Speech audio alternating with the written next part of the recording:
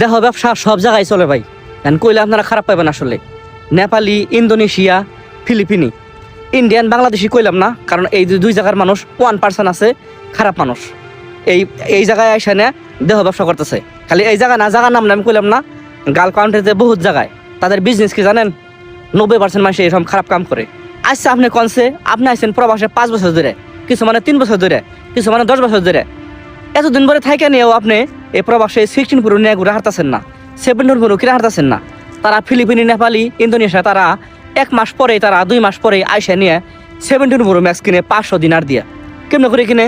তাদের স্যালারি হয়েছে মাত্র 120 দিনার। কীভাবে কিনে? আপনার কাছে আমার প্রশ্ন। এখন এদের কাস্টমার কারা?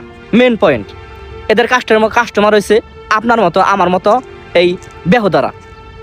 এত লাখ লাখ টাকা খরচ করে আইসে এই খারাপ কাম যে করেন ভাই আপনি, বা খারাপ কাম যে সবার দ্বারাই যে আমাদের দ্বারা যে খারাপ কাম হয় এই প্রবাসে, কোন সব না কিন্তু, সব করলে আবার ভুল হবো।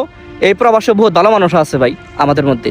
মানলাম আপনি এরকম খারাপ কাজ করতেছেন, কিন্তু কেউ দেখতেছে না, দেখতেছে একজন, তিনি হয়েছে মালিক, আপনার মালিক, আমার মালিক আল্লাহ।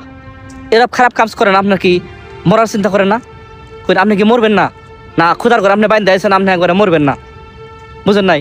এরকম কাজ দয়া করে এই প্রবাসে এসে করবেন না। কারণ আপনাকে নিয়ে আপনার বাবা, আপনার মা, আপনার ফ্যামিলি, আপনার বউ বুলাহান স্বপ্ন দেখতেছে, আমার বাবা প্রবাসে গেছে ভালো কাজ কইরে এই দেশে কিছু টাকা পাঠাবো, তাই দিয়ে আমরা ভালোভাবে চলমো। কিছু মানুষ তো মালিকও ভালো না প্রবাসে, দুঃখ জনের কুলায় না, এনার দুঃখ দেখলে আরও ভালো লাগে না।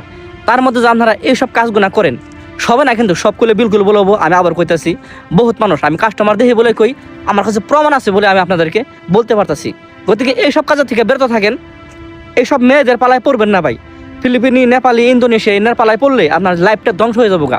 বহুত মানুষ আমার চোখের সামনে মাসের পর মাস বাড়িতে টাকা পাঠাতে পারে না। কিসের জন্য? এই মেয়ের ফাঁদে পড়ছে। গতিকে সাবধান হয়ে যান।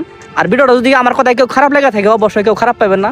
আর যদি সত্যি হয়ে থাকে কথাগুলো, অবশ্যই শেয়ার করবেন। খুদা হাফিজ।